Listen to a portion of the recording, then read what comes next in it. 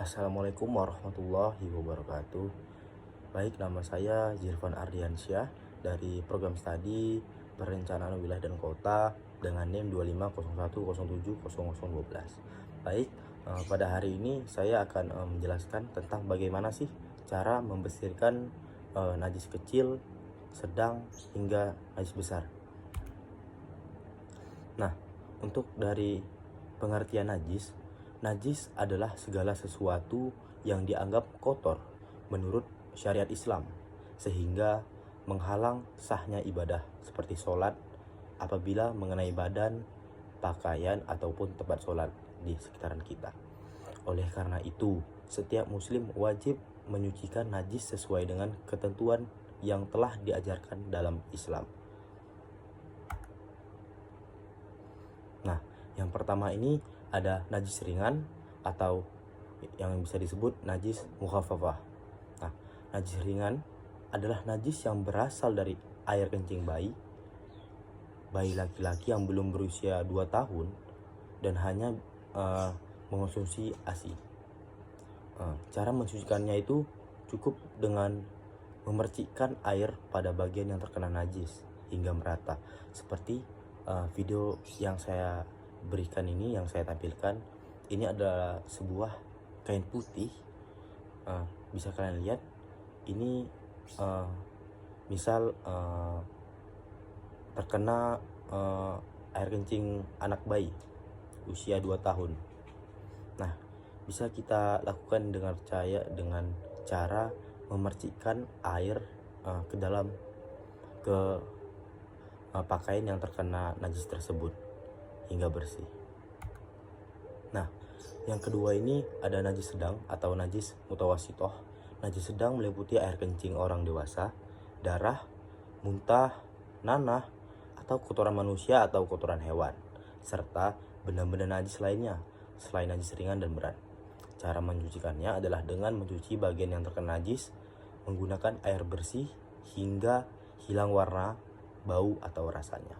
Nah, di sini ada kain warna putih ini, anggap saja ini merupakan kotoran hewan. Nah, bisa kita lihat kotoran hewan ini bisa kita hilangkan najisnya dengan menyiramnya dengan air ke baju yang terkena najis hingga hilang warnanya. Setelah hilang warnanya, coba kalian cium apakah masih berbau. Jika tidak berbau, maka itu najis sudah hilang. Nah, baik, yang ketiga ini ada najis berat atau najis mughalazoh. Najis berat adalah najis yang berasal dari anjing atau babi, termasuk air liur, kotoran, atau bagian tubuhnya yang basah. Cara mencucikannya yaitu mencuci bagian yang terkena najis sebanyak 7 kali. Dan salah satu cuciannya menggunakan air yang dicampur tanah suci. Nah, jadi video yang saya jelaskan itu semisal tangan saya terkena air liur anjing atau babi, itu bisa kita siram atau kita bilas menggunakan air yang sudah dicampur oleh tanah, air suci, dan juga tanahnya juga suci. Nah, bisa kita siram sekali aja, dan sisanya itu sebanyak 6 kali menggunakan air bersih. Jadi yang total kita gabungkan dengan 1 siraman air dengan tanah dan juga 6 siraman dengan air bersih, itu bisa 7 kali siraman. Nah, baik, hikmah apa saja sih untuk menjaga kesucian? Menjaga kebersihan dari najis merupakan bentuk ketaatan pada Allah Subhanahu wa Ta'ala. Selain menjadi syarat sah ibadah, menjaga kesucian juga melatih hidup bersih, menjaga kesehatan, dan membentuk karakter disiplin dalam kehidupan keseharian kita. Nah, dari kesimpulan semuanya, najis merupakan benda atau zat yang harus disucikan agar ibadah menjadi sah.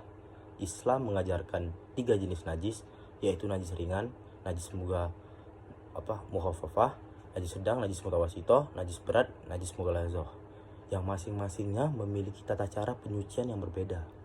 Dengan memahami dan mempraktikkan cara mencucian najis dengan benar, seorang muslim dapat menjaga kebersihan diri sekaligus melaksanakan ibadah sesuai tuntunan syariat Islam.